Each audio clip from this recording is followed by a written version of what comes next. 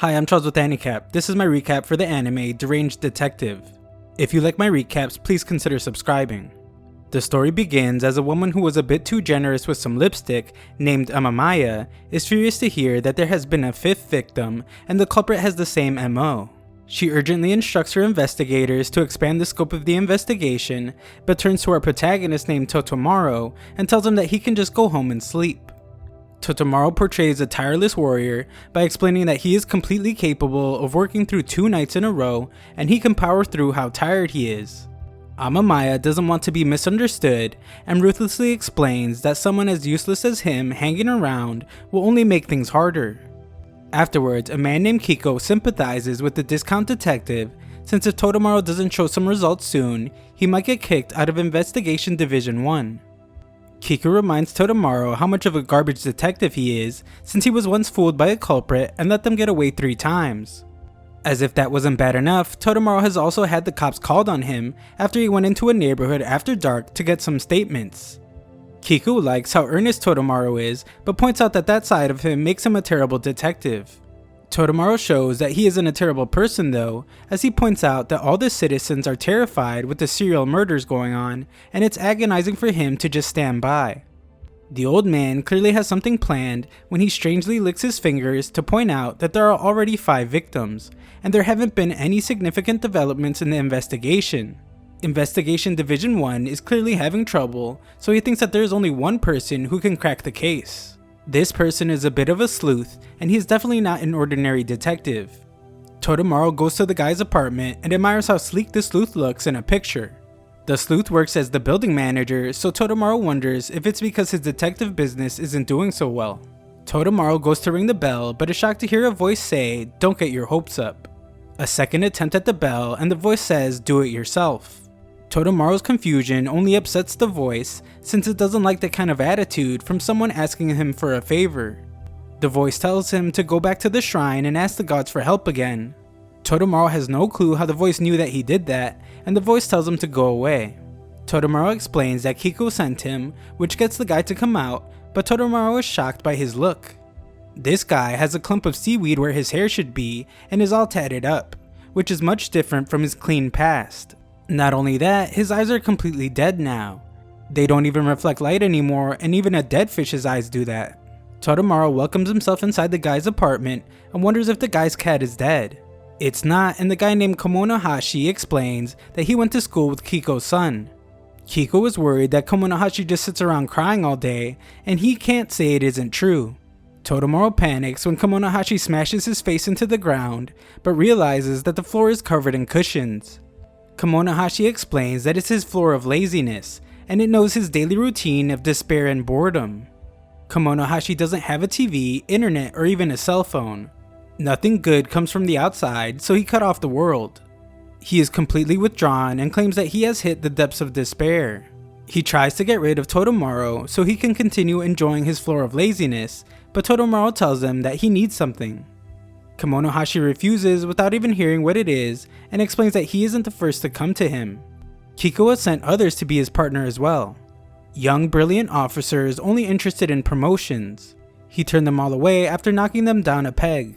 It's clear that Kiko really wants to help him make a comeback, but Komonohashi reveals that he is not a detective anymore. Totomaro tries to tell him about the murders, but Komonohashi just screams really loudly to drown him out. Totomaro points out that he's trying to say something, but Komonohashi tells him that that's fine since he's trying to keep him from talking anyway. Still not moving a single inch from his glorious floor of laziness, Komonohashi explains that he doesn't want anything to do with unsolved cases and refuses to listen. Totomaro points out that people's lives are on the line, but the floor-loving jerk states that it's not his problem.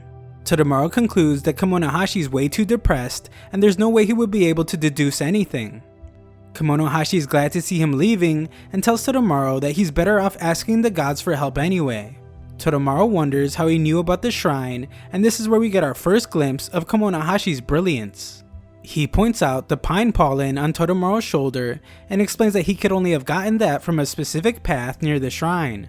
Totomaro's unopened can of coffee in his pocket and jangling of the change in his other pocket made him realize that Totomaro broke a bill in order to offer a coin to the gods at the shrine. Of course, Todoromaru is amazed by his deduction skills, but Kemonohashi doesn't stop there. The lazy genius uses several of Todoromaru's behaviors to deduce that he was raised by his grandparents. He's also able to tell that Todoromaru is worried about getting fired, which is why he came for help. Kemonohashi, seemingly unable to put a stop to his own godlike detective skills, keeps going, but Todoromaru stops listening since he's already convinced that this way too depressed guy might be able to solve the case. Unfortunately, Kemonohashi continues to refuse, so Todoromaru comes up with a brilliant idea to yell the case details as loud as he can. His genius plan is foiled though when he notices that Kemonohashi has earplugs on. Todoromaru desperately pleads with him, but everything stops when Todoromaru gets a call from his boss. Kemonohashi takes his earplugs out to tell him not to take calls there, but it's too late. Amamiya explains that there has been a sixth victim and their body was found at a park in Shibuya. Todoromaru is the closest, so she rushes him to investigate. He prepares to leave but is shocked as something strange begins to happen to Kemonohashi. Kemonohashi explains that once he learns about a case, he can't hold himself back any longer, but he can't be allowed to solve cases anymore. He states that of course he wants to be a detective.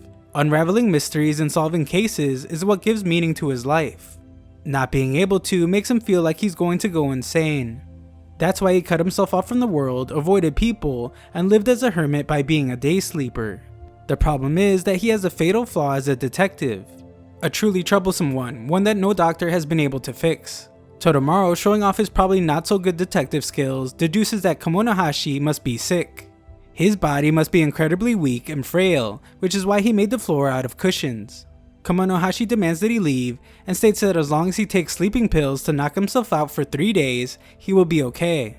Todoromaru refuses to leave without him since he doesn't want Kemonohashi to waste his talents and points out that there is nothing more important than stopping criminals. Kemonohashi tries to tell him that that's not the issue, but Todoromaru begs for Kemonohashi to trust him and promises to back him up however he needs. Kemonohashi can't believe how naive he is as he calls him a fool, but does agree to help. However, he tells Todoromaru to listen carefully as he explains that no matter what, Todoromaru cannot take his eyes off of him. Todoromaru, clearly oblivious to what's really going on, promises to push Kemonohashi in a wheelchair if he starts feeling sick. Kemonohashi has no clue what he's talking about and informs Todoromaru that they will be running to the crime scene. The run has Todoromaru questioning his life choices, showcasing his undeniable talent for couch marathons over actual ones, and Kemonohashi explains that he stays fit as a hermit using the gym he built in his apartment. They are informed that the victim was a private investment broker named Okamasa, and he was on his way to a business party the night before. Kemonohashi then shocks everyone when he gets up close and personal with the stiff. Even more strangely, he begins to speak to it. He asks it how it could drown in a place with no water, and why did he hand over his valuables without a fight. The policeman is shocked since Kemonohashi has no knowledge of the other victims, but seems to know a lot about what happened. Kemonohashi explains that corpses want to talk and you just have to learn to listen. The white froth on its mouth indicates the possibility of drowning. Clothes show no signs of struggle, and his suit shows that he was wealthy. The tan line on his wrist says that his watch was stolen. Todoromaru seems to just now realize what a good detective looks like and is amazed to see that he's totally correct. Over the last 9 months, 5 people have been killed at irregular intervals with that exact MO. All their valuables were stolen, but they had no external injuries. Testing revealed no alcohol or drugs in their system, and they were all found drowned in places with no water. Kemonohashi looks at a map showing where the victims were last seen and where they were believed to be going. On it are a date, a celebration, a class reunion, a wedding, and a birthday party. He uses it to narrow down the search area, but Todoromaru points out that there's nowhere in that area with enough water to drown in. Still not realizing that he's terrible at his job, he also points out that he can't even think of a place where a grown man can be drowned without him putting up a fight. Luckily for Todoromaru, Kemonohashi isn't useless like him and has thought of a great place where that could happen. He's glad to see that he isn't rusty, even after a 5-year hiatus, and celebrates with his new friend. Everyone is shocked to see him be so casual with a dead body, but he explains that it's just his style. He states that if you treat them with respect and kindness, the dead will open their hearts to you. Kemonohashi tells them that it's time to go, and shocks everyone once more when he reveals that it's time to arrest the culprit. Todoromaru can't believe that he already knows who it is, since the police investigated for 9 months and couldn't crack the case. The master of deduction explains that that's what he's there for, but Todoromaru still can't believe it took him only like 3 minutes. Kemonohashi calls him Todo and tells him to get out some money as they leave. Moments later, they're at a clothing store where Todo finds himself dressed up like a pimp. Kemonohashi tells the rapper Wannabe that he'll be going undercover as a wealthy man, and they will also have to do something about his hideous head of hair. They go to get him a haircut, and Todoromaru states that he will probably fall asleep since he has worked 2 nights in a row. Kemonohashi is surprised to hear that he isn't the only idiot that has stayed up 2 nights for work, but recommends that Todo should stay awake. Todoromaru begins to think that Kemonohashi might be a bit unstable and wonders if he should really be following what he says. I guess he just ignores that feeling as he heads inside and prepares for his haircut by removing his ridiculous looking coat while Kemonohashi enjoys some black sugar syrup outside. The barber is amazed to hear that Todo has done well in the stock market and has him put his head in a shampoo station. After a moment, the man checks to see if Todo will respond to him, but Todo doesn't say a word. This barber is clearly evil as he begins to fill the basin with water to drown Todo, but Kemonohashi arrives to stop him. He explains to the sinister stylist that lockpicking is a hobby of his, just as Todoromaru emerges from the water. He tells Kemonohashi that he held his breath for a minute just like he told him to do, but he still has no clue what is happening. Kemonohashi explains that he was going to be murdered in a way that only a barber could pull off. The genius detective then reveals his deductions.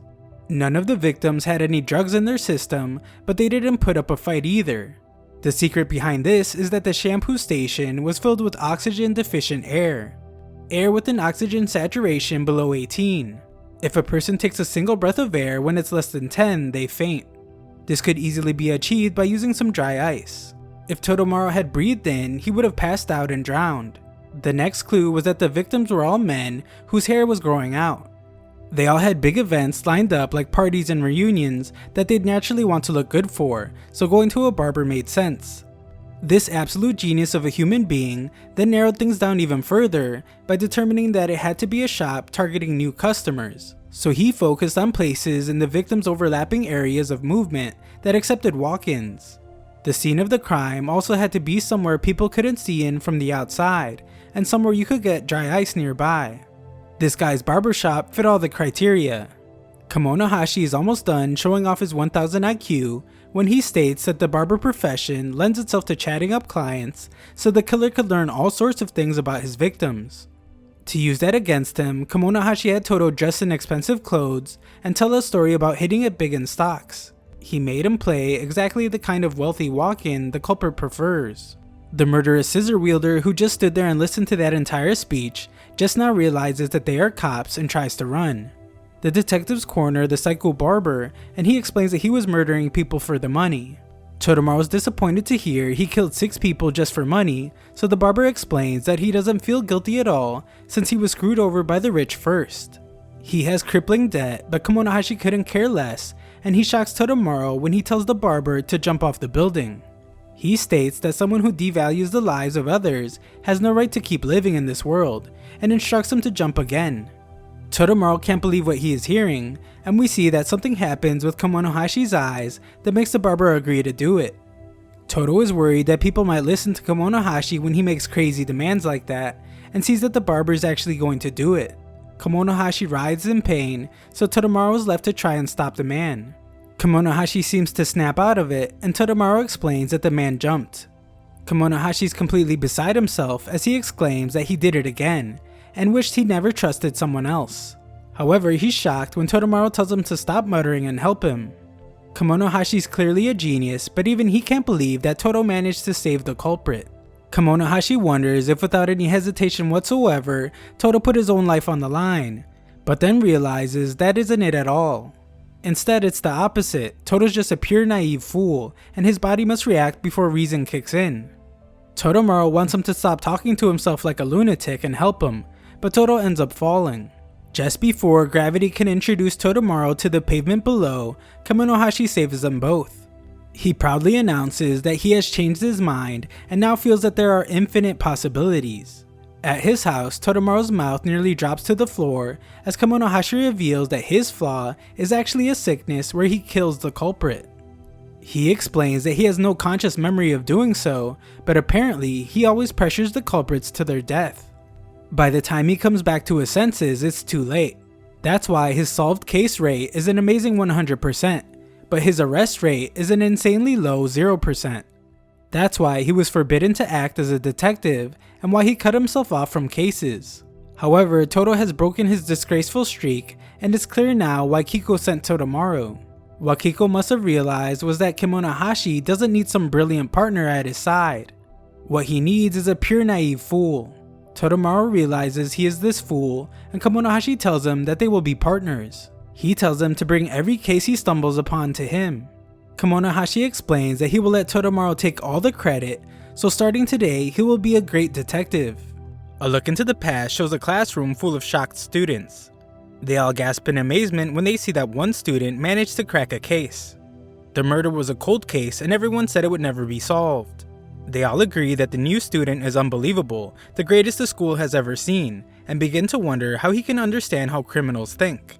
This feat was so incredible that the professor explains that once this student graduates, it could be the end of unsolved cases around the world.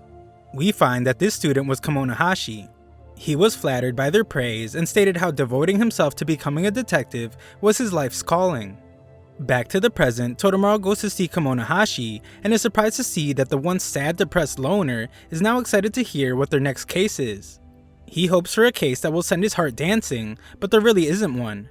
This bad news sends Kemonohashi straight to his floor of laziness, where he mumbles frantically. Todo tells him to speak up, so he does, but it's only to call Todo useless. Kemonohashi tells him that he is wasting his overflowing passion for solving mysteries and the greatest talent Blue has ever seen. He explains that Blue is the world's preeminent detective training academy, and an incredible 100% of the best detectives graduated from there. The best of all of them was Kemonohashi. He had the top scores, and they said he was the greatest genius to ever grace the school. This is incredible to Todamaru, but Kemonohashi explains that something went terribly wrong. During a practical exercise, all of the suspects Kemonohashi went after died, which put him under suspicion. He was expelled from Blue and barred from obtaining a detective's license. A detective's license is a passport he needs to solve the toughest mysteries. Without it, he is not permitted access to any case, and if he breaks the rules, Blue will punish him with death. Todamaru, a genius in his own right, points out that Kemonohashi was just investigating the case he just solved. Kemonohashi says that that was unavoidable, but from now on the surface, Todo will be doing the investigating, while he controls Todo from behind the scenes. Todo likes the idea, but doesn't like the sound of being controlled. Kemonohashi apologizes for his poor choice of words, and explains that what he meant to say was that Todo is his puppet. Things won't be so bad, as Kemonohashi states that all he will do is conceal his identity, go with Todo to crime scenes, and give him instructions. Todo wonders if he could just do that over the phone, but Kemonohashi refuses. He wants to pay his respects to the dead and meet them for himself. His plan sounds great in theory, but Todo explains that he isn't the one who decides who the big cases go to. That's his boss, Amamiya. Kemonohashi, who has practically become one with his beloved floor of laziness, instantly starts doing his genius detective thing on a picture of Amamiya. Todo is in the picture, so he wasn't the one that took it. The reason neither of them are looking at the camera is that it was taken in secret. He is correct, and Todo explains that a coworker who says he wants Amamiya-senpai to step on him sent it to him. Todo reveals that he's scared of Miss Permanent Scowl and recounts what happened earlier that day. A body was found, so she prepared to investigate it, and the always eager Todamaru asked to go with them. Miss Neversmile declined, but gave him something else to do, and put the assignment in his binder. Kemonohashi is surprised to hear that Todamaru is taken seriously enough to have his own binder like the others, but Todo explains that it's just filled with odd jobs or low priority cases. People secretly call it the trash bin. Kemonohashi surprisingly gives comforting words when he states that one day Todamaru will have the last laugh, but instantly kind of ruins it when he hilariously adds, one day the trash man will rule over all of humanity. As for today's trash, Todamaru explains that there was a report about missing money from a piggy bank, and it ended up at Division 1 by some mistake. It's what could be called an utterly impossible crime, but Todamaru assumes that Kemonohashi doesn't seem like he'd be interested in the theft of small change. He couldn't be more wrong, however, as this case surprisingly manages to peel Kemonohashi away from his trusty floor of laziness. Kemonohashi instantly disguises himself and explains that the duty of solving cases everyone else has abandoned falls to him, the most talented man in Blue's history. Todo steps on his seemingly dead cat, but Kemonohashi tells him it's just sleeping. At the scene, Kemonohashi introduces himself as Kamu with Piggy Bank Emergency Services. It seems like Todo wasn't informed of this as he freaks out, telling Kemonohashi to pick a normal name, since if he is found out, then he is a dead man. Just then, Kemonohashi mistakes a pink suitcase for the piggy bank. They note how big it is, and the homeowner explains that it belongs to her older sister who just returned home. She directs them to the living room where we find that Kemonohashi knows way too much about piggy banks. He's amazed by this model as it's the one with a rubber valve from which it is completely impossible to remove coins, the impregnable pig. Toromaru's amazed by his knowledge, but the genius detective reveals that he just used Todo's phone to Google it. The pig isn't the most popular color, and the girl explains that it's all her local store had left. She begins to explain that she noticed it was lighter when she returned home the day before, but Kemonohashi interrupts her when he gets his mustache caught while looking at her older sister's jewelry. Toromaru wonders if he only came to get in the way, but Kemonohashi points out how strange it is that the thief didn't steal the exposed jewelry. That's not all that's weird, as the girl reveals that they were getting a lot of silent calls recently. This makes things incredibly clear for Kemonohashi, which makes Todo think he has cracked the case, but he actually says that he gave up. This is because an impregnable piggy bank in a locked house is truly an utterly impossible crime. Just as Toromaru is shocked to see him chowing down on undiluted black sugar syrup, the older sister arrives. She explains that she was visiting her parents and she thinks that her younger sister is just imagining things. Toromaru thinks that she didn't really provide any new information, so Kemonohashi wonders if they should just chalk it up to a trick of the mind. The little sister becomes frustrated as she is certain she didn't imagine anything, and exclaims that the pig was as heavy as an iron statue before. That's exactly what Kemonohashi wanted to hear, and states that if that's the case, then they should break the piggy bank open. After they do, the girl is certain that there was more change in there, but there's no way to be certain. She goes to count it, but Kemonohashi instantly stops her. He explains that Todo will be sending them to forensics for fingerprinting, and shocks Todo when he says he will be going for a walk. They meet up later just as Toromaru is told that the younger sister's fingerprints were not on any of the coins. Toromaru is shocked to hear that Kemonohashi expected that, but way more surprised to find that they are at Amamaya's crime scene. She reminds Toromaru that he wasn't supposed to come, but Kemonohashi doesn't even address her and shocks everyone when he goes into the crime scene. Kemonohashi finally addresses her, but it's only to ask what she would do if Toromaru solved her case. Angry boss lady will allow him to try, but explains that if he can't make her happy, then he is fired. Kemonohashi doubles down on his shocking behavior by getting up close and personal with the corpse again. He tells it that he is glad to finally meet him and vows to avenge his death. Kemonohashi tosses a bag to Toromaru and tells him that he is up. Moments later, Toromaru addresses everyone and begins by solving the mystery of the piggy bank. Amamaya wants him to just skip that part since petty cases like that have nothing to do with Investigation Division 1. Toromaru is startled, but Kemonohashi quickly retorts that it was a case from Investigation Division 1's trash bin. Toromaru proceeds by explaining that, according to the forensic results, the coins in the piggy bank only have the older sister's prints on them. The older sister assumes that it means that only the money her sister put in was stolen, but that can't be since you can't take money out without breaking it. Toromaru struggles to answer, but Kemonohashi calms him down and reminds him of the little gift he got Todo while on his walk. Toromaru explains that getting the coins out without breaking the bank is impossible, but replacing a broken one entirely isn't. Everyone is shocked as he explains that there weren't fewer coins inside because they were stolen, the previous bank was just broken. And in order to hide that, someone purchased a replacement and put the other coins inside. He accuses the older sister, but she points out that she wouldn't have to hide something like that and would just tell her little sister. Toromaru is flustered again, but Kemonohashi points out to him that his voice is beginning to crack and calms him down once more. The recomposed Toromaru explains that her reason for hiding it is right there on the riverbank. He shocks everyone more as he states that it was a murder. Things really come to light when he explains that the man was her stalker and he was the one making the silent phone calls. He waited for her one day and chased her into her own living room. There was the piggy bank as heavy as an iron statue, so she struck and killed him with it. When she did, the piggy bank shattered and blood got all over the coins. In order to conceal her crime, she bought a new one and tried to fill it with other coins. That's why only her prints are on them. Finally, she brought the body there. She used the suitcase in the entryway to move it. Given its size, it's far too large for just an overnight stay with her parents. Amamaya can't believe the two mysteries were connected, and Toromaru's just relieved that he managed to say everything. The little sister refuses to believe it all, but the older sister crumbles under her own guilt and admits to everything. Todoromaru tries to point out how it was the stalker's fault, but Amamiya explains that concealing a murder is still a legitimate crime. Before anyone can even digest what just happened, Kemonohashi shockingly steps forward and tells the older sister to go drown. He states that someone who kills another and hides it has no right to live in this world.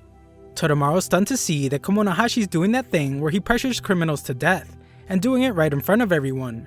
Amamiya strangely admires how cool what he is doing is, but Todoromaru rushes in to tell everyone that he's just talking to himself. Kemonohashi is still in that mode as he tells her to drown herself in the river, and we see that his eyes have hypnotized her. She rushes off to drown herself, and Kemonohashi can't help but repeat the words "go drown" over and over.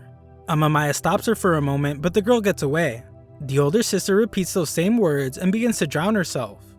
However, just then, our impulsive protagonist acts without thinking at all and dives in after her. After a tense moment, the girl is relieved to see that her sister is safe.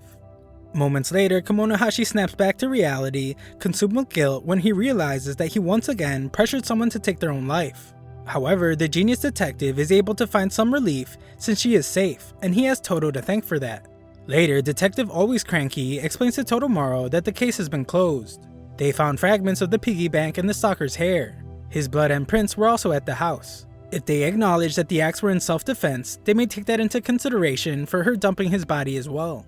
Todoromaru hopes they do, but Amamiya points out that there are more pressing matters, and tells Todoromaru that him and his friend violated regulations. Todoromaru expects her to completely blow up with rage, but when he lies and tells her that his friend's name is Kamu, she instantly changes her attitude. Later, Todoromaru goes to see Kemonohashi and is shocked when he asks for the next case that will send his heart dancing. He says he was just kidding, but it's clear that he wasn't when his body goes completely limp. Todoromaru can't help but think that Kemonohashi is really odd. He is obsessed with cases and is unreasonable, so Todoromaru never wants to work with him again. Kemonohashi composes himself to tell Todo to hold his head up high, since for a pure naive fool, he did incredibly good work. Todo accepts yet another backhanded compliment, and thinks that, despite all of Kemonohashi's flaws, Todo still has a part of himself that is hoping for another difficult case. A part that's looking forward to Kemonohashi's deductions and the thrill of solving a mystery. Kemonohashi wants to mark the day a special occasion, and shocks Todo when he states that it's the day his puppet was born.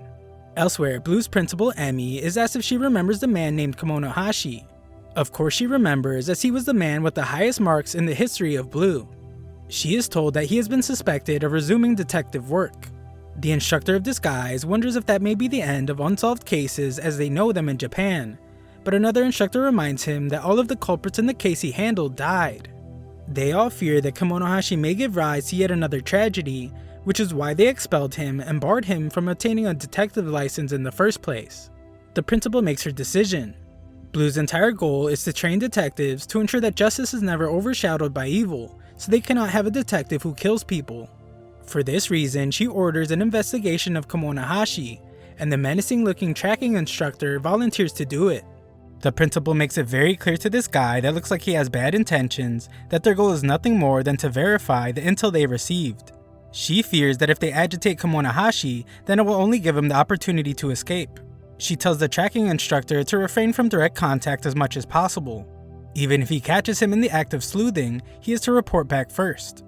Kemonohashi is in great danger as the principal explains that if they find that he is acting as a detective, they cannot allow another tragedy to happen again, and he will have to be punished to the greatest extent. Meanwhile, Todoromaru receives a call and urgently rushes to Japan's version of Walmart with a cat mascot. Foolishly, he expected an emergency, but is shocked to find that Kemonohashi is just upset that they won't let him start a tab, and Kemonohashi just wants Todo to pay for his stuff.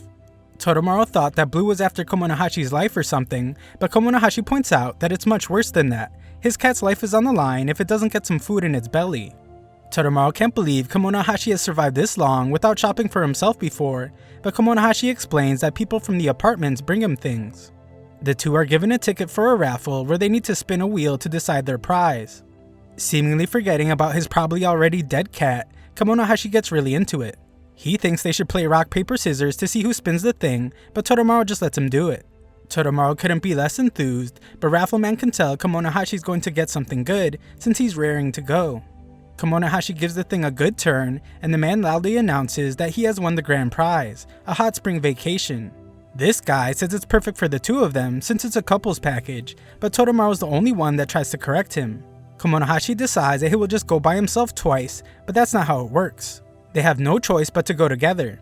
Kemonohashi registers himself as Camu, and Totemaru as the pure naive detective, much to Toto's disliking. They leave, but we see that the tracking instructor has already found him, and now knows about the hot spring vacation. On their way there, their driver gives them a pamphlet of the inn, and he explains how lucky they are since it was pouring rain the day before. He also tells them a charming story about how long ago, fall leaves on the mountain turned a certain crimson called Beni. A lord saw it reflected in the hot spring, and that's how Benizome Hot Springs got its name. Totemaru begins to change his mind about the entire thing, as everything looks very beautiful and extremely relaxing in the pamphlet. However, Kemonohashi tells the driver that they won tickets for the annex building, and the man's tone completely changes as he apologizes profusely. He gives them a different pamphlet that's just for the annex building, but Totemaru is shocked to see that it's just some hand-drawn junk. The man drops them off near the annex building and leaves faster than when my dad went to get the milk. They quickly realize why when they see that the annex building looks pretty run down, like a typhoon hit just this one spot. They are welcomed by the inn owners and their purple-haired employee, who is actually the tracking instructor in disguise. The guy that looks like he washed his hair with grape juice thanks Totemaru for his service with the police force. Totemaru has no clue how he knew his job, and the man explains that it was because of Totemaru's shoes. The leather of the toes are scuffed, and that only happens if you run all out in them. The only professionals who run in their leather shoes are police detectives chasing down criminals. Totemaru is amazed by his deduction, but Kemonohashi doesn't want Toto to be fooled. He explains that when it comes to professionals running in leather shoes, he points out that a reporter might be just as likely. Kemonohashi out-deduces the other guy, as he is determined that he only knew Toto was a cop because that is what Kemonohashi put on the reservation form. We see that old purple hair is actually impressed, but he just explains that it's a little welcoming trick he likes to do. Inside, the man explains that the bath is open anytime up until 8 AM the next day, and dinner will be served later at 7 PM. Kemonohashi can't stop deducing the heck out of everything, and realizes that with the dinner at a predetermined time, that must mean other guests are there as well. He is of course right, as there are 3 other parties there. The two head to their room, and we see that the instructor is strangely excited. He is amazed by Kemonohashi's deduction, as it confirms that it's really him. Very soon after, the guys enjoy a bath, but Kemonohashi wishes it was crimson like in the driver's story. He reveals that the driver's story is just what they tell the public, but there is also a secret legend. The river there often overflows, and this caused problems for the villagers. The brilliant villagers decided to sacrifice a young lady to it, and the next day the floodwater went away. However, they say that for days afterward, the river and hot spring ran crimson. Totemaru is in disbelief of the terrifying story, and Kemonohashi explains that it was in the handmade pamphlet the driver gave them. Just then, Totemaru notices that Kemonohashi's tattoo is bigger than he thought. Kemonohashi explains that it's actually a scar. He once suffered injuries all over his body, but that was the only one that scarred. It looks like a number, and Kemonohashi says that is why he likes it so much. It looks like the number 6, which is a number he associates with his birth. To help Toto understand, he compares it to Toto having a tattoo of his grandma since he loves her so much. Afterwards, they go to dinner where Totemaru is shocked by the clump of slime Kemonohashi ordered. Kemonohashi has to explain to the uncultured simpleton that it's rice covered in his beloved black sugar syrup.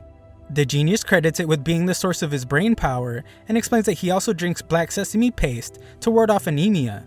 Kemonohashi then turns his attention to the other guests. There is a couple there where an impatient man wants his wife to admire the delicious meal, and a young man by himself.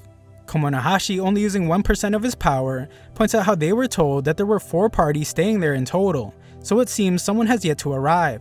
However, Toto is surprised when Kemonohashi says that 5 people is just perfect for something he has planned, and even more shocked when he reveals that it's the Game of Life board game. Playing the Game of Life at a hot spring is strangely on the list Kemonohashi made during his 5-year seclusion, so Totemaru is terrified of what else might be on that list. Kemonohashi surprisingly wants everyone to play, but Totemaru explains that everyone is still eating, and points out that it's more customary for people to play ping pong at hot springs. Kemonohashi agrees to wait on the fun for a while, so the two finish up their meal. Afterwards, they head to play a quick round of ping pong, where Kemonohashi finds an old scroll that tells the secret story of the Crimson Hue. This thing is pretty creepy looking, and Kemonohashi wonders if the death of a young woman really did dye all the waters red. They prepare for their match, but Kemonohashi wants to up the stakes, and decides that whoever loses will have to be the winner's slave for life. Kemonohashi isn't just a genius, he also has a powerful ping pong serve that Todo ends up sending straight through a window. Unfortunately, they only had one of those, so they head outside to retrieve it, but it's too cold and its mission failed. Kemonohashi points out that he won, so Todo is his slave now. His first task is to steal unsolved case files from the station, but that's impossible. We then see that the fourth party has arrived late to the hot springs. Surprisingly, it's Police Superintendent General Amamiya, but she has made a grave mistake. Afterwards, the boys find that Amamiya had won second prize at Japan Mart and point out to her that she walked into the men's bath. She is worried that Camu might think she is a pervert, but her embarrassment is spared when the woman in the couple yells out that she wants a divorce over something her husband said. He tries to tell her it was a joke, but she isn't buying it. The nosy Amamiya cries out that they shouldn't get divorced, but becomes upset when Totamaru wonders if she is drunk out of her mind. She heads to bed and the woman has calmed down a bit. Her husband recommends that she take a bath, so she agrees and apologizes for yelling. She leaves him there to just relax, giving our brilliant detective the perfect opportunity to ask the husband if he wants to play the game of life. The man agrees, so Kemonohashi asks the lonely guy if he wants a do-over on his very obvious tedious life. Todo asks him not to be rude, but the kid agrees to play anyway. Some time passes as Purplehead diligently checks the time, and the boys are in middle of an intense game of life. Kemonohashi is in last place, but he explains that that's only because he's playing fair this time. The young loner explains that he wishes they could really do their lives over this way, and so does the guy with the old ball and chain. It's pretty late, so they decide to call it a night, and leave the married guy with the most money to clean up since he is rich. They leave, but something isn't right as the instructor once again checks his watch. The next morning, a scream can be heard throughout the entire place. Amamiya is told by one of the workers that there's a dead girl in the women's bath. Everyone arrives shocked to see crimson leaves in the bath, along with the dead body. It's the man's wife named Sachiko, and her husband arrives shocked since he thought she was sleeping. Amamiya can tell from the rigor mortis that her time of death was sometime between midnight and 2 AM. If you thought her going into the bath was shocking, Kemonohashi one-ups her and gets up close and personal to the corpse like he always does, and promises it that he will avenge it. Kemonohashi points out that there aren't any obvious external injuries, but something clearly isn't right. Amamiya explains that there weren't that many fallen leaves there the night before, and the worker points out the obvious as the crimson layer on the water is like in the story. She thinks it might be a curse. Kemonohashi pretends to wonder this too, but explains that Detective Totamaru just can't stop doubting people. He gives Totamaru a hint to do his thing, so Totamaru goes straight into detective mode. He asks if anything strange was noticed between the hours of midnight and 2 AM, but the owner explains that the inn is small, so they take turns on the night shift. Octopus Head reveals that he had the night shift last night. He was watching over everyone so he can provide a statement. He points out how they all saw the same thing. Only one individual returned to their room before the wife left for hers. Everyone is shocked when they remember who that was, and Purplehead looks right at Detective Amamiya. The others can't deny that she left and begin to think that she is the murderer. Our brilliant detective knows better though and confidently states that it wasn't her. However, it is someone else who is right there with them now. The others push back a bit since she was clearly the only one to have left. Kemonohashi points out that it's true that Amamiya is the only one with an uncertain alibi, but her doing it is impossible. He is certain of this and he plans to prove it to them right now. Old Purple Hair gives a menacing look and is surprised to see that his chance to catch Kemonohashi investigating has come so soon. He is the great tracking instructor from Blue and declares in his mind that Kemonohashi is done for. He is then shocked when Kemonohashi reveals that everything he was just saying about solving the case was actually coming from Totamaru. Todo wishes he wouldn't get carried away, but Kemonohashi doubles down and puts on an absolute show. He pretends like Todo is telling him that they already have all the clues they need. In a panic, Todo can hardly form any words to say and just makes gasping noises. However, Kemonohashi takes those noises and makes them seem like clues about the illustration of the secret of Benezomi and the water turned red with leaves. Everyone is familiar with the secret story about the girl that was sacrificed, everyone except Amamiya. Everyone else saw it in the taxi on their way there, but Amamiya didn't take a taxi, and Totamaru realizes something. Kemonohashi pretends that he's just following Totamaru's lead and explains that Amamiya never even had the opportunity to see the pamphlet, so she didn't know the story. Therefore, she could not commit a murder made to replicate that story. This is why she isn't the culprit, and our brilliant detective makes sure to give all the credit to Totamaru. The others are convinced since that story is kept a secret and there's no other way she could have known about it. Amamiya breathes a sigh of relief, but Squidhead is disappointed that Totamaru was actually the one that made all those deductions. Kemonohashi then asks Totamaru who the real culprit is, but he wasn't prepared for that at all. Kemonohashi just makes it seem like Totamaru hasn't decided yet, and he wants to say it with just some curse. The inn worker says that it could be since she saw a strange white mist rising from the river just after dinner. She thought it might have been a spirit, and Kemonohashi calls Totamaru over. Toto thinks that he wants to show him a clue that will surely break this case wide open, but Kemonohashi just found their ping pong ball. Totamaru wants him to focus, but Kemonohashi just wants to look for something to get the ping pong ball. They are surprised to see a random bath mat, and still all our genius detective can think about is if it can reach his precious ping pong ball. Amamiya interrupts them, and Totamaru is certain that she's going to yell at him. However, she surprisingly thanks him for helping her, but it's pretty clear that her body is physically refusing to thank him, as it looks like her head is going to explode. She can't continue the investigation herself because of the doubt, so she leaves the rest to Totamaru. Toto is incredibly honored, but she reminds him that she doesn't expect anything good from him, it's just that he is the only one there. Amamiya says that nothing has been going right for her, and it all started when she walked into the wrong bath. This makes Kemonohashi realize something, and he compliments her on her good work. He tells her that she actually wasn't mistaken that night, but Sherlock's Riz hits harder than a tranquilizer dart, and she passes out.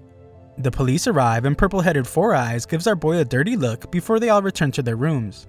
The tracking instructor goes into the room next to Kemonohashi's and plans something devious.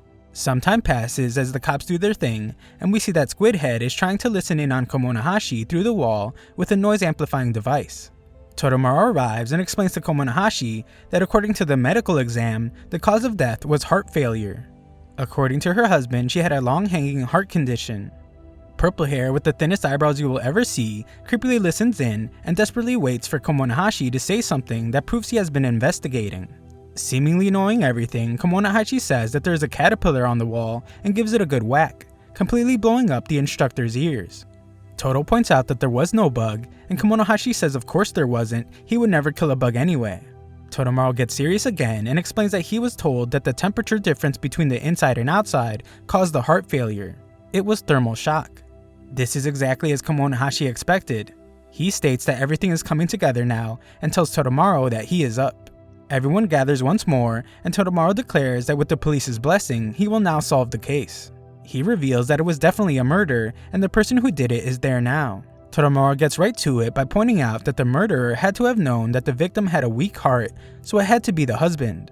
He admits to knowing about her condition being her husband and all, but says that he would never think of hurting his wife.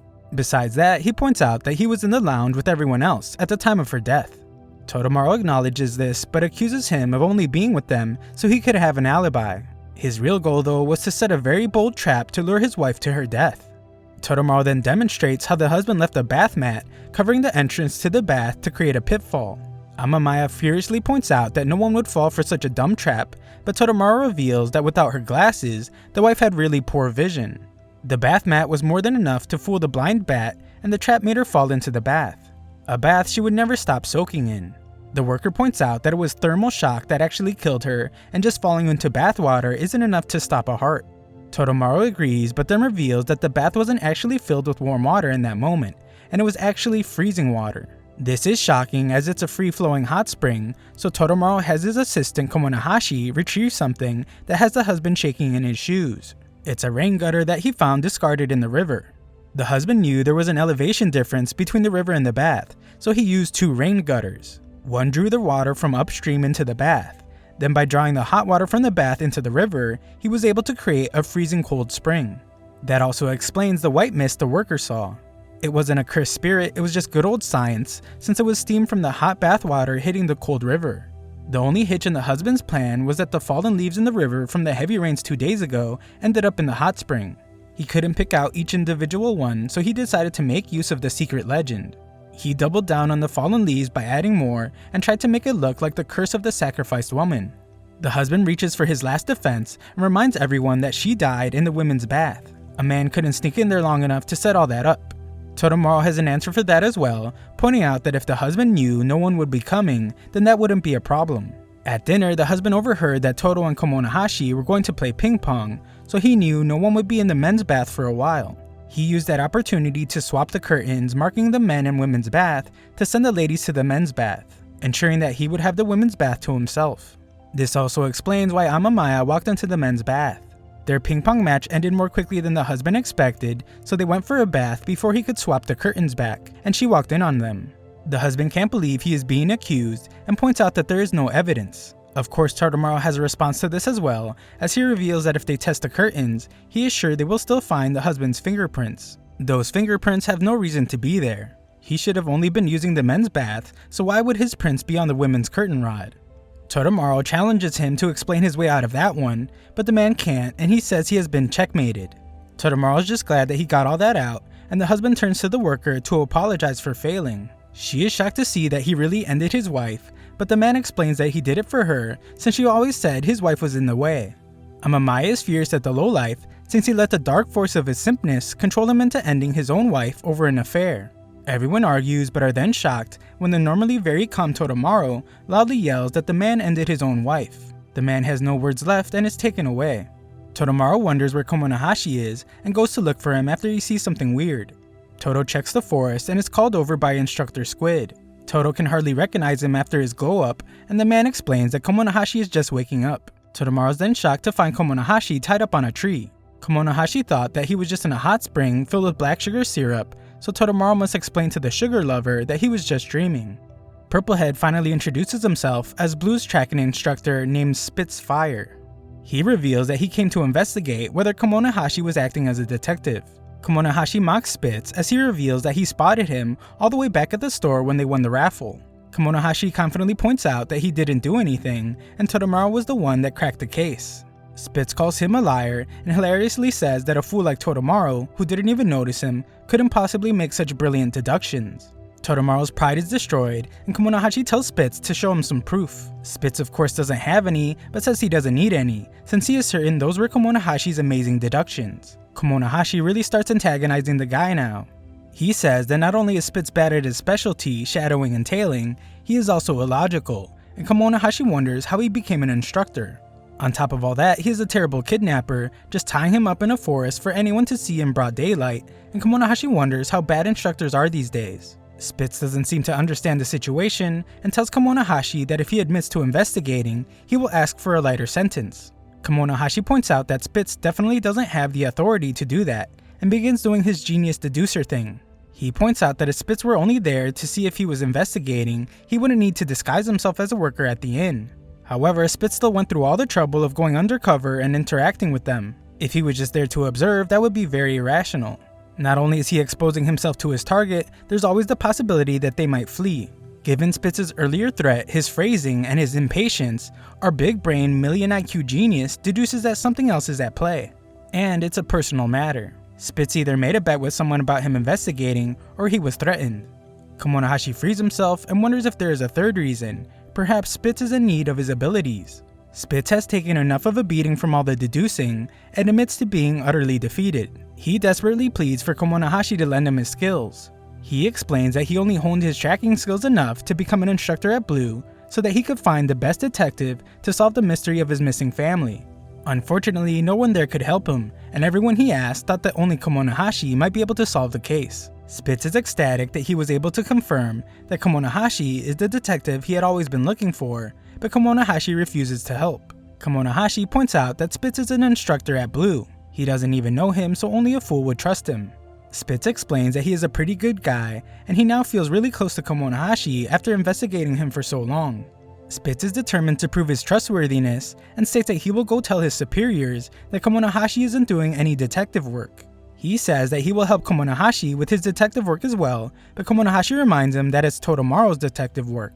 Spitz shows that he is a fan as he offers a happy coat to Komonohashi. Komonohashi rejects this dude again, and Todoromaru tells him that Spitz doesn't seem like a bad guy. He wants Komonohashi to hear him out, so Spitz tells Todo that while he is not smart, he definitely has heart. He compliments Todo on solving the case, and leaves while telling them that he is available if they ever need a tracker. He takes off like Spider-Man, while stating that he will definitely earn Komonohashi's trust. Komonohashi is clearly going to turn him down, but does admit that Spitz's skills would be helpful in solving future mysteries. Komonohashi is intrigued by the missing family case, but he explains that he simply can't trust Purplehead, and if he betrays him, he is done for. However, Komonohashi trusts Todoromaru's judgment, and Todo said he was a good person. Todo thinks that puts too much pressure on him, but Kemonohashi says that they will simply have to see if he's trustworthy or not. Just like for everything else, Kemonohashi has a plan, and shocks Todo when he explains that he will just use spits until he drops. Todoromaru knows that Kemonohashi isn't a bad guy though, as he has never seen him abandon someone who's in trouble. Todoromaru thanks him for helping Amamiya in the murder case, but he says that he was merely fulfilling his duty. However, the next scene shows a guy looking in his fridge as he makes a menacing smile. Sometime later, Todoromaru is told that serial murders have been occurring and there will be a joint investigation. He is shocked to hear that some super skilled detective they call Eagle-Eyed Kawasami will be coming. Todoromaru fanboys over him for a second as he points out that this great Kawasami has a chance to become Superintendent General in his 20s. This upsets Amamiya though, as she is aiming to be Police Superintendent General also. She then surprisingly reveals that Todoromaru will be overseeing the joint operation, but the rude boss then mumbles under her breath that it's only because she would never lend Kawasami any of her best men. Kawasami arrives and we get to see just how insane this guy is. He uses a pair of tweezers to go around the room telling everyone their flaws. One guy's nails are too long, another guy has a button falling off, and some guy has his fingerprints all over his glasses. Kawasami spares no one during his inspection rampage, and he even plucks the hairs off a guy's face. He finishes up the group and states that chaos is the enemy of work. Todoromaru is amazed and Amamiya seems annoyed as she points out that not a single thing can get past Kawasami's eagle-eyed checks. We learn that she has a little bit of a past with this guy, but that ended when they stopped working at the same location years ago. Kawasami then turns his attention to Todoromaru, so Todoromaru nervously prepares for the eagle-eyed check of his life. Kawasami's check is brutal as he has determined from his years of experience that Todoromaru is so unsuited to be a detective that it's tragic, and he has zero aptitude. Amamiya and Kawasami just stare at each other for a good second, and he finally points out that there is a bit of dust on her shoulder. Amamiya isn't having any of this fool's nonsense though. This ruthless boss blocks his little inspection tweezers and warns the guy she calls scum that if he even tries to touch her, she will slit his throat. Kawasami's tool is all busted up, so he calls on his trusty partner Yamane to give him a fresh set. Kawasami compliments Yamane as his right-hand man, and the humble guy just says that he's glad to be working with the greatest detective in history. Amamiya explains that Todoromaru will be the person she sends for the joint investigation, and our boy gets roasted as they go back and forth about how she is only doing that to spite Kawasami. Kawasami just acts like he can't even see Todoromaru, and Amamiya points out how Todo should start appreciating her as a boss since at least she acknowledges his existence. At the crime scene, we learn that a truck driver found a dead person's body in his cargo. Todoromaru arrives and is horrified to see that the victim's hands were cut off. Todoromaru tries to cooperate with the other detectives but just ends up being completely ignored, like he really doesn't exist. He realizes that he's probably just a hindrance to someone as great as Kawasami, but our boy refuses to just stand by and watch. This is some refreshing confidence, but he doesn't know what to do now. Fortunately, Kemonohashi appears from nowhere in a subtle disguise. Todoromaru points out that no one asked for his help, but Kemonohashi knows that Todo was at a loss because he always flaps his lips when he thinks to himself, so he is easy to read. Kemonohashi makes his presence known to everyone and explains that he is a consultant in all matters involving hands. He then shockingly introduces himself as Tekemoma Komomi, the great hand puppet master. His card seems pretty legit and Kawasami assumes that Amamiya sent him, but Kawasami doesn't want some random civilian getting in the way. Kemonohashi assures him that he isn't just some civilian and tells Kawasami not to hold back as he clearly has something to say. Kawasami instantly breaks out his tweezers to test how accurate Kemonohashi's hand puppets are and is shocked to find that they are pretty realistic. Kemonohashi explains that he insisted the maker of the puppet change the material because he too is a lover of accuracy. Apparently, Kawasami is impressed because he allows Kemonohashi to accompany him. Kemonohashi is impressed as well, so Todoromaru explains that Kawasami is the great eagle eye because he sees through everything in an instant. Kemonohashi's admiration instantly turns to competitive rage as he crushes his poor puppet's face, and he states that no matter what, they have to catch the culprit first. Todoromaru says that will be impossible because they aren't telling him anything about the case, but Kemonohashi decides to go right to the source. Yamane explains that this case follows the same MO as 3 other murders. The perpetrator ends his victims with a single stab to the heart, and then for some reason, he severs their hands and takes them with him. This is some pretty creepy stuff, so they call him the Hand Collector. The puppets think the name is pretty cool, and Kemonohashi gets excited about the terrifying case that not even the Great Eagle Eye has been able to solve. Yamane explains that he and his amazing partner Kawasami were informally questioning one of their suspects the night before. They were certain that this man was the Hand Collector, but he put up a huge fight and fled into an abandoned factory. There were only 2 ways in and out of the building, so they split up to catch the guy. Yamane found the culprit first and managed to handcuff him. Yamane hesitates to tell the rest of the story, so Kawasemi arrives to reveal that the culprit managed to shake off Yamane. Kawasemi arrived just after, and the culprit came barreling towards him. Kawasemi reveals that he couldn't stop the guy, so that is why he must be the one to close the case. Totamaru points out that they already know what the culprit looks like, so it won't be long before the guy is captured. This is true, but Kawasemi reveals one big problem. The man they believed to be the hand collector last night is now the handless corpse sitting before them. Our boys are shocked, and Kemonohashi determines that the real hand collector must still be out there somewhere. He then does that crazy thing he does where he chats it up with the corpse. He points out how the guy is dressed lightly considering how cold it's been, and determines that he must have been ended in a heated room. Kemonohashi then notices a tiny tattoo and incorrectly guesses that it's a piece of kelp. Yamane is quick to explain that it's actually a bird, and says that he saw it when he handcuffed the guy. Kemonohashi becomes very concerned about something urgent, but hilariously just says that he can't get the puppets off. Kawasemi is disappointed to see that nothing came from the puppet master jumping into the truck, and tells him to just go home as he has no time for games. Afterward, Totamaru tries to help him get the puppet off, but wonders why Kemonohashi came in the first place. Kemonohashi then gives a little smile as he easily releases the puppet, and Totamaru goes flying into Yamane. Kawasemi scolds Toto for the chaos, but Kemonohashi screams out how amazing Totamaru is. He states that everything is just like Toto said it would be. It's very clear now that Kawasemi is lying. Kemonohashi uses this moment to explain that Kawasemi will not be the one to solve the case. It will be the pure naive fool, Detective Totamaru. Of course, Kawasemi is upset at the accusation, and he asks Totamaru for proof. Kemonohashi explains that Totamaru barreled into them on purpose to see how quickly Kawasemi reacted, and Kawasemi didn't disappoint as he easily dodged him. Kemonohashi then points out that with such exceptional reflexes and physical agility, there's no way a handcuffed culprit would ever get past Kawasemi. Kawasemi is shocked to hear that Totamaru ran at him on purpose, and realizes now that he is the subordinate of Amamaya's that he has heard of, the one that has been brilliantly cracking cases lately. Kawasemi admits to lying and explains that Yamame did handcuff the culprit, but he was actually the one that allowed him to get away.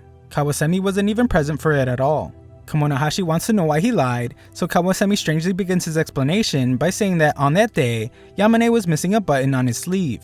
Yamane is an outstanding subordinate, but the grotesque serial murders have been taking a serious toll on his mental health. Because of this, Yamane made a mistake when the pressure was highest in a very crucial moment. Kawasemi explains that he was fully aware of his subordinate's mental state, but failed to give him appropriate guidance. For this reason, he took full responsibility.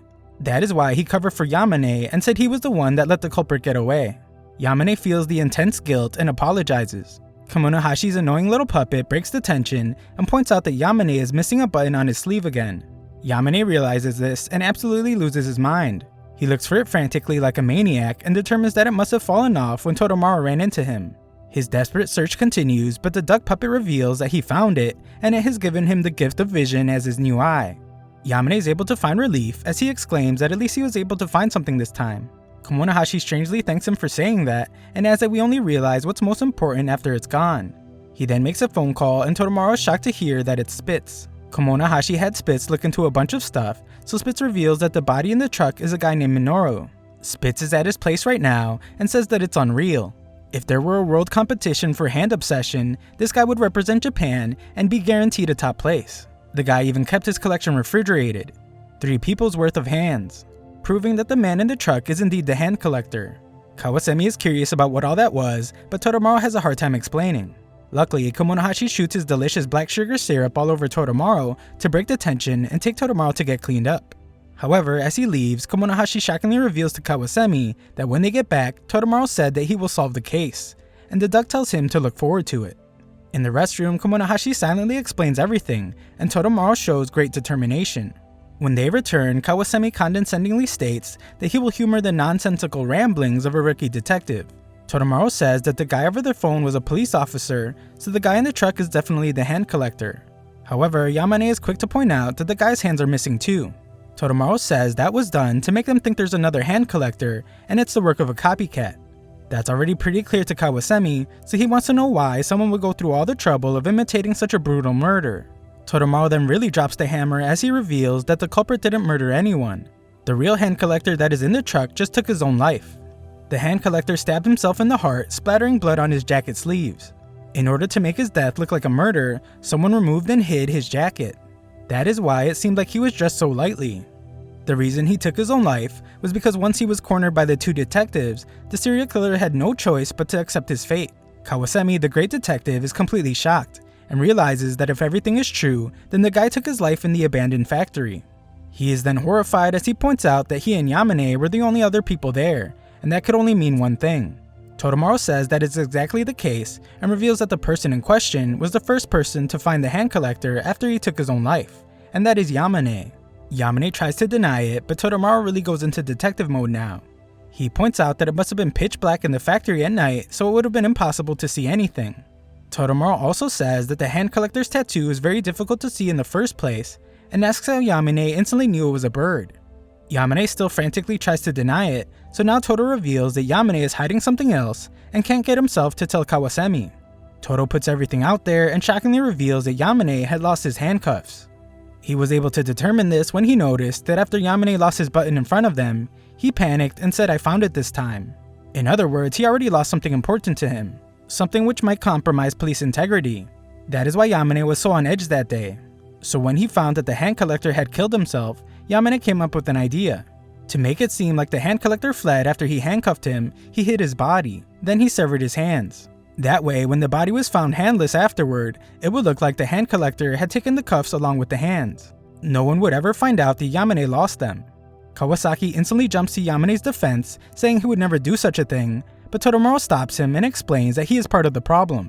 It's obvious how much Kawasemi values Yamane, but the pressure of being valued by such an uptight perfectionist meant that Yamane couldn't allow himself to be any less than ideal. Kawasemi is actually speechless, and Yamane desperately apologizes for leaving a stain on Kawasemi's career. Yamane is completely broken and explains that the responsibility was too much for him to bear. He couldn't meet his expectations. Kawasemi explains that it will be difficult to reinstate him as a police officer. However, he isn't a terrible person and says that as long as Yamane has the will, he will be waiting for his partner to return. After Yamane is taken away, Kawasemi points out that there's no need for both members of a team to be police officers, and uses our boys who just solved the mystery as an example. They are shocked, and Kawasemi reminds them not to underestimate his eyes. He tells Todamaro that just like he needed Yamane, the puppet master needs Todamaro to harness his full ability. Komonohashi is impressed by this point, but Todo jumps in to point out how much of a mess Komonohashi is without him, and the two bicker for a bit. Kawasemi watches them, impressed by Todamaro, and thinks about how Amamaya has a good detective on her hands. Sometime later, Todamaro goes to see Komonohashi, but finds him in super messed up shape with bloodshot eyes. Komonohashi is eager for another mission, but has become addicted to television, and one show in particular called Psychic Abilities Fact or Fiction. We then watch a live broadcast of this show, hosted by a woman named Ono. On the show, a psychic and a neurosurgeon go head to head in an attempt to verify psychic powers. The one demonstrating their power is a famous psychic named Toraj, and up against him is the genius neurosurgeon Mofu. This girl is fast asleep, and Todamaro wonders if she is severely injured because of all the bandages. Mofu explains that she was just cutting an apple, but the knife got away from her and did some serious damage. Komonohashi explains that this girl is very odd, but she is a lot of fun to watch. Of course, Todamaro wonders if she's really a good neurosurgeon, so Komonohashi explains that her procedures are very precise, and she is considered a super doctor. However, she proves to be very clumsy, as the audience breaks out in laughter when she accidentally clips her microphone to her face. The crowd marvels as Toraj explains that he will demonstrate how he can control someone's mind with just writing, and Komonohashi cheers him on. Todo is surprised to see that he believes in psychic powers, but he actually doesn't. Komonohashi just thinks that it would make solving crimes way more fun and challenging if it was real. Toraj plans to force someone to perform an action against their own will, and he does this by first offering to give someone $10,000 if they can resist doing what he tells them. They put headphones on a volunteer from the crowd, and Toraj writes the word jump on a card. The second the man sees the word, his body begins to act on its own and he starts to jump. The crowd erupts with applause, and Toraj shows the man the next card that says run. The man begins running against his own will, amazing everyone and making them wonder if Toraj really has psychic powers. Komonohashi is a brilliant genius though, as he has noticed something, and he wonders if the neurosurgeon has noticed it as well. Mofu buzzes in and reveals that she used a nap to track the walking patterns of the volunteer. This volunteer's walking pattern is identical to the previous volunteer that the psychic had, so she determines that this so-called volunteer is actually a plant. He wasn't really chosen at random, and he is the same subject from the psychic's last demonstration. It was all staged, and she shows everyone the proof on her broken phone. Toraj says that these are all false accusations and begins writing a word that will prove that he is not working together with the volunteer. Toraj writes the word death on a card, meaning the guy will have to die if he reads it. Everyone is startled, but Mofu doesn't believe in psychic powers and is certain that this will not take his life. Toraj shows the man the card and he instantly collapses, horrifying everyone. Everyone begins to panic as the show is cut off and Kemonohashi tells Toromaru that there is no time to waste. They arrive at the scene where Toromaru is told that they have confirmed the man's death. The police wonder who Toromaru's friend is, and Kemonohashi introduces himself as Kamoji, a superfan of the psychic. Kemonohashi wastes no time in getting up close and personal with the corpse and once again promises to avenge them. Kemonohashi pretends to be Toraj's fan, but Toromaru wishes he would just get serious. Kemonohashi then rudely asks Toraj how he murdered the guy, and he simply says that he did it with his psychic powers. Everyone is shocked that he would openly admit to murder, but he points out that he can't be held responsible under the current laws. Toromaru confirms this as he can't arrest someone for a psychically induced death, and Kemonohashi just continues his act as a superfan. He asks Toraj for an autograph and tells him to just use the pen he used in the demonstration. Toraj signs the tiny book, but the ink is so thick Kemonohashi can barely read it. As Toraj leaves, he blames the neurosurgeon for everything. He says that if she had just believed in his psychic powers, then the death demonstration wouldn't have been necessary. He thinks that if anyone should be punished, it should be her. The guys go to check on her, and a girl named Shikata introduces herself as Mofu's assistant at the hospital. Toromaru doesn't think it was her fault, but Mofu explains that she is a practitioner of medicine, and she takes full responsibility for allowing someone to die right in front of her. Kemonohashi asks her if this incident made her believe in psychic powers, but she isn't sure. What she is certain of though is that the man died because of poison. Her examination reveals that it was some kind of neurotoxin, like blowfish poison or snake venom. Kemonohashi already deduced this as well, referring to a speck on the back of the victim's neck as it might be a mark left by a poison needle. She wonders if Kemonohashi is a doctor, but is heartbroken when he reveals that he is a Toraj superfan. Toromaru wonders if Toraj could have used some sort of blow dart to insert the needle, but she rejects that idea. She watched Toraj closely and he didn't do anything suspicious. On top of that, no one was standing behind the victim either. She freaks out as her brain can't explain what happened, and Toromaru actually begins to wonder if it was psychic powers. Kemonohashi refuses to break character as he celebrates Toraj's victory, but Shikata explains that Mofu has a personal reason for not being able to lose. This reason is why Mofu rushed there right after surgery, and why she even participated in such a crazy show in the first place. Kemonohashi doesn't even need to hear the reason, and just determines that it's even more of a reason to solve this absurd case. He vows that they will figure out the trick and see the fake psychic off the stage. Everyone is shocked as he removes his disguise, and he reveals that it obviously wasn't psychic power. He shockingly reveals that he was really just a bandwagon fan all along, and the only thing he is a true fan of is the truth. He points out that just after the subject saw the cue card, he closed his eyes and collapsed. However, he wonders if something happened after. Mofu reveals that while she was giving him CPR afterwards, the subject came to for just a moment. He was in distress and then his breathing stopped again. Toromaru is certain that Toraj couldn't have inserted any needles during the CPR and explains that forensics haven't found any needles. Toromaru is becoming more certain that it was psychic powers, but Kemonohashi says they already have all the clues they need. Mofu notices that his eyes are pretty messed up and gives him some eye drops. Toromaru then gathers everyone and shockingly reveals that he's ready to solve the mystery. He has them reenact the entire scene, Mofu as the victim and himself as Toraj. For accuracy, Toromaru uses the same cue cards and he asks Toraj for his pen. Toraj resists and wonders why he should even participate in such a spectacle. Mofu is furious as she points out that someone just lost their life and asks him nicely for the pen. Unfortunately, she is super clumsy and trips over a cord. Toraj's pens fall on the floor, so she takes it and apologizes as they're going to use it no matter what. They prepare and Toto explains that he will write on the card and Mofu will pretend to do what it says just like the plant did. Toraj objects to him calling the guy a plant and points out that no one would be willing to take their own life for a trick. Toromaru starts with the word jump, so Mofu gets to jumping. He writes the word run, so she runs. People watching are getting upset since she is just doing it because he told her to, and they wonder if the detective is just wasting everyone's time. Toromaru then shows her the word death and everyone freaks out when Mofu collapses to the ground. Toto calms all these dummies down and explains that she isn't dead. He reveals that when Toraj showed the card to the subject, he actually turned the card upside down. When the word death is turned upside down, it spells sleep, so the man was actually still conscious when he collapsed and was just pretending to sleep. The headphones kept him from hearing the commotion, so he kept up the act even as Toraj took his pulse. This means that Toraj injected the man during the commotion and when the broadcast stopped airing. Mofu is shocked since this means the poison was just starting to take effect when she was giving him CPR. Todamaru reiterates that no psychic powers were used, and he directly confronts Toraj. Toraj is furious and points out that they haven't found a poison needle, but Todamaru shockingly reveals that they have. He explains that the reason why Toraj used his thick pen to sign his signature in such a tiny book was because he had the poison needle hidden in his thinner pen. Everyone is shocked, but Toraj insists that he really does have psychic powers and plans to prove it to everyone. He loudly says the words Toraj psychic powers, but nothing happens.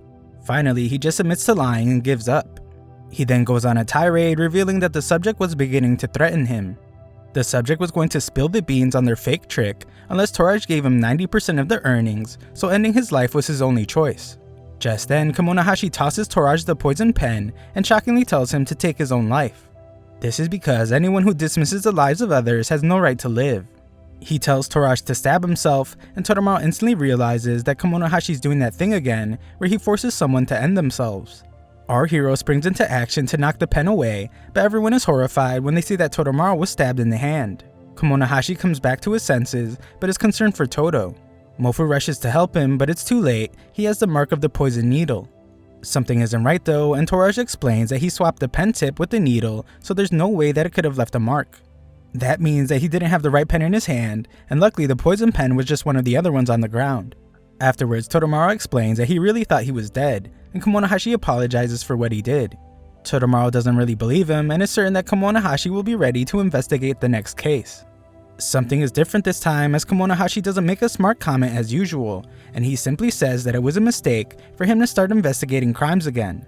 If things had ended differently just then, there would have been no way to undo it, so Kemonohashi thinks that he has no right to be a detective. It's clear that Kemonohashi is really down on himself, and Todamaru wonders if it's time that they give up on this really dangerous approach. Just then, Todamaru hears Mofu call for help and finds that the clumsy girl has her bandages caught on something. When freed, she thanks Todamaru for solving the case and reveals the reason why it was so important for her to win. In the past, she had several patients that believed in psychic powers way too much and would refuse surgery because of it. Now that they have disproved psychic powers just a bit, thanks to his brilliant deductions, it will save a lot of lives. These words completely re-energize our protagonist, so he thanks her back and apologizes for Kemonohashi scaring everyone at the end. He explains that Kemonohashi has a weird habit of pressuring murderers into doing things, and the neurosurgeon seems interested. When he leaves though, she thinks about how what Kemonohashi did was definitely more than pressuring. Afterwards, our re-energized protagonist finds Kemonohashi and tells him that he can't just quit after something like that. Kemonohashi is quick to point out that he almost got Todo killed, but Todo reminds him that it was just an accident. Kemonohashi can't accept that though, and explains that if that happened again with the worst outcome, then he wouldn't be able to live with himself. Todo is certain that he will stop Kemonohashi next time, and he tells him that he should have some faith in himself as well. Todo really has his attention now and points out how much Kemonohashi loves investigating. He likes helping people, and people's lives are at the core of everything he does. Todo seems to have gotten through to him, and he shows Kemonohashi an invitation that he got earlier that day. Todo doesn't know the person who sent it very well, but it's for a gathering at an observatory on a remote island to watch a meteor shower. Todamaru thinks they need a change of pace, and Kemonohashi agrees that it could be a good idea to get away from mysteries for a while. On top of that, this remote island is actually famous for its black sugar syrup, and Todamaru can't believe that it's the real reason why Kemonohashi has agreed to go. Sometime later, we see that Kemonohashi and Todamaru are on their way to the remote island. The guy who invited them says that he has a friend in some police department, and Kawasemi told them that Todamaru is one of the best detectives around right now. Kemonohashi wonders why a top detective would be invited to a meteor shower viewing party, and the man explains that it's so they can be prepared for anything. The man mentions an incident that occurred on the island, prompting Kemonohashi to ask for more details. He instantly stops himself though, since he is there to relax and get away from cases. Kemonohashi struggles to keep himself from asking more questions, so Todo just says that he is a bit tired. The man isn't too worried since he just asked him to come as insurance, and he is confident that nothing bad will happen. They finally reach the island, and the man explains that farmers will come from the main island during harvest season to pick sugarcane. However, it isn't harvest season yet, so it's just the observatory staff and the guests staying there. Kemonohashi still has questions, but this time, it's about his precious black sugar syrup. The man confirms that it's made from the sugarcane there, so Kemonohashi signs up for 3 meals a day of the highest quality black sugar syrup. Our boy Kemonohashi is really in vacation mode, as he also states that he would like to try hula hooping after eating. Strangely enough, hula hooping at an observatory is on the list he made during his 5-year seclusion. They arrive at the observatory and are instantly curious about a gun on display in the lobby. The man explains that it's a replica that is supposed to ward off evil spirits. The guys are impressed since it's indistinguishable from the real thing, but are curious about the evil spirits. Long ago, in order to protect the sugarcane, residents kept a flintlock as a charm. The guys walk past all the guest rooms on the 2nd floor to the observatory room where they find a really angry chef named Duno. With the dome closed, the place is soundproof, so she was just relieving some stress. When something really sets this lady off, she goes there to scream real loud. She complains about how some guest named Donzawa was really angry about how the stars weren't correctly positioned on his coffee cup. Even worse than that though, there's some guy requesting an entire meal of black sugar syrup. Kemonohashi points out that it's for him, so she apologizes, and things get pretty awkward. The awkwardness is ended when Toromaru is shocked to see what Donzawa's hair looks like. This guy is super weird as he explains that his haircut was scientifically designed so as not to get in the way when he looks through a telescope. Donzawa calls them impure guests, which means they are people who can't appreciate the shower. People who aren't astronomy fans. Some photographer lady is there as well, and she introduces herself as Onodera. It's pointed out that there's another non-astronomy lover guest among them, and Kemonohashi surprisingly calls this guy his sensei. He is the Blue Detective Academy's closed circle theory instructor named John Grizzly. John is one of the very few instructors that Kemonohashi recognizes as his superior. John wants to know why Kemonohashi is there, and he simply says that he is there on a gourmet journey. The man that invited them there is named Jumanji, and he explains to everyone that he invited Toromaru and John there to make sure there is no trouble. Kemonohashi thinks it's pretty strange to invite renowned detectives there, but Onodera explains that it's the least he can do after the gut-wrenching incident that happened there. Kemonohashi desperately tries to tell her that he isn't interested, but Toromaru's quick to point out that his actions and words aren't matching. This is because Kemonohashi's holding his hand to his ear like he's trying to listen for more. Kemonohashi then acts like Toromaru's the one that wants to hear more details, so she can continue explaining. John reveals that 10 years ago, the director at the time and 6 others were gunned down. Jumanji reveals that the one that died 10 years ago was his father. The gun used was never found and the killer remains unidentified. They considered shutting down the observatory, but Jumanji's father loved the place with all his heart. He is certain that overcoming that tragedy is what his father would want, so that is why he is hosting the viewing party for the same meteor shower. Everyone encourages him, but some random blue-haired chick pretends she has a tear in her eye after hearing his story. Her name is Orihime, and she introduces herself as the idol of the constellation Orion. Just then, the director is shocked as the dome begins to open without permission. Kemonohashi just couldn't help himself, and the director explains that the telescope automatically tracks the position and records footage of any stars entered. They won't be using it to observe the shower though, since just using the naked eye captures the beauty of the shower the best. The meteor shower doesn't start till 11 PM, so everyone is welcome to enjoy the buffet until then. Moments later, Toromaru finds that Kemonohashi has already seated himself, and is shocked to see that he has covered everything in black sugar syrup. The guy with the silly haircut explains that Kemonohashi has charmed them all, since he is a pure astronomy maniac. Kemonohashi explains that he learned about astronomy a while ago, and Toromaru just now realizes that he doesn't know much about his secret detective partner. Toro then wonders if John knows about Kemonohashi's illness, and if he might have a hint about how to cure it. Toromaru approaches him, and John surprisingly asks him if Kemonohashi has been doing any investigating. Toromaru lies right through his teeth by saying no, and explains that he knows that Kemonohashi ends up pressuring the perpetrators. Toro doesn't know the details though, so he asks John to tell him if Kemonohashi really pressured culprits to their own deaths. John begins by saying that 5 years ago, Kemonohashi took part in a hands-on training exercise. Kemonohashi amazingly succeeded in locating the base of a group of 7 killers. But when police entered the stronghold, they only found Kemonohashi standing there, dazed and covered in blood. Murder weapon in hand among the corpses of all 7 murderers. It became known as the Bloody Training Incident. There's a 99% certainty that Kemonohashi did it, but he had no memory of what happened 30 minutes before or after that. For this reason, he was considered to be of unsound mind at that time. As such, barring him of his detective license was the extent of his punishment. However, this intense guy says that Kemonohashi is lucky. because if he had been in charge of deciding Komonahashi's fate, then he would have given him the death penalty.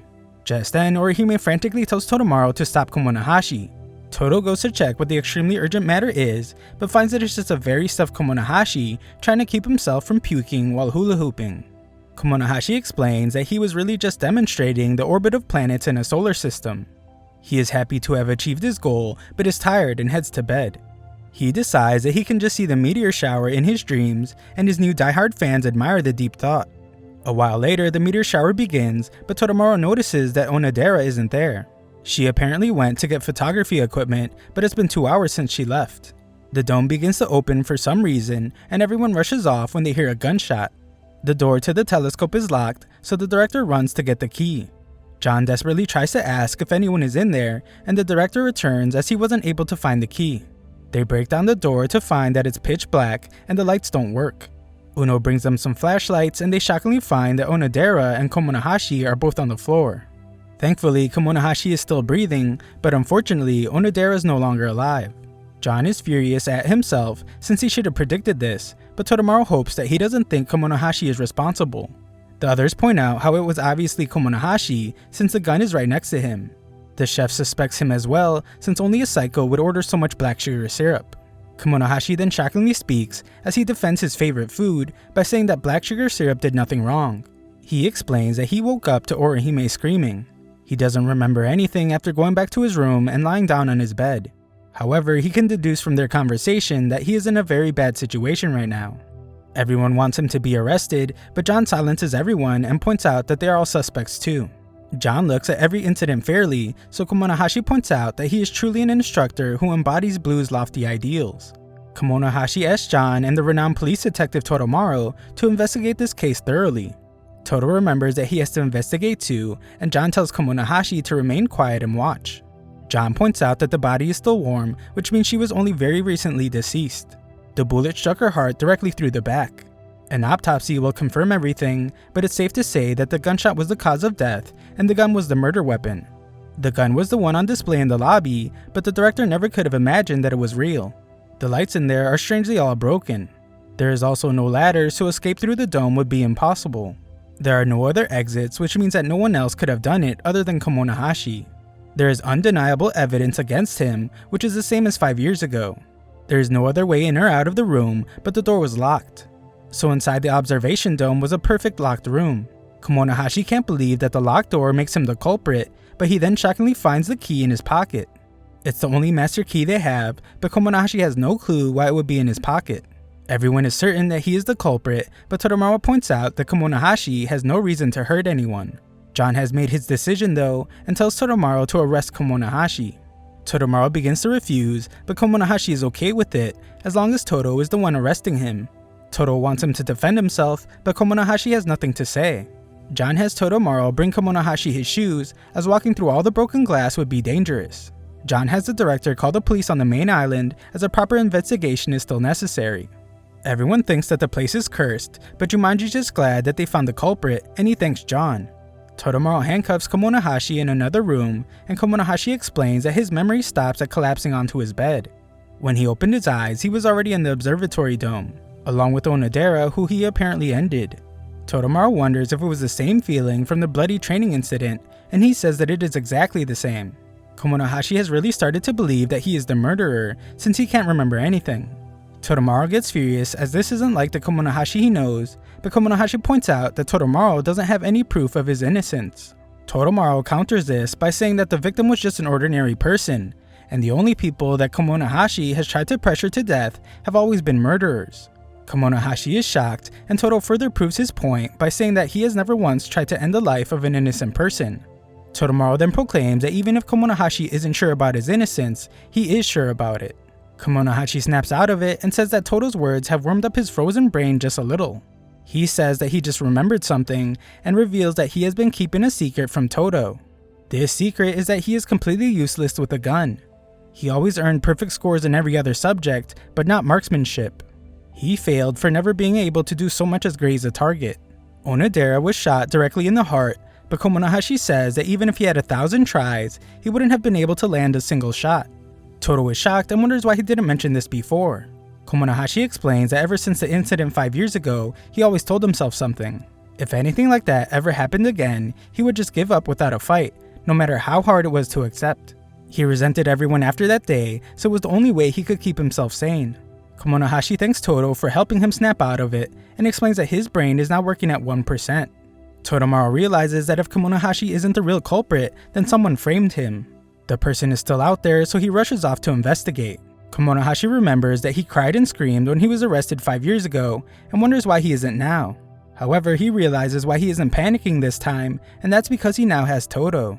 Thanks for watching my recap, subscribe and ring the notification bell for future parts.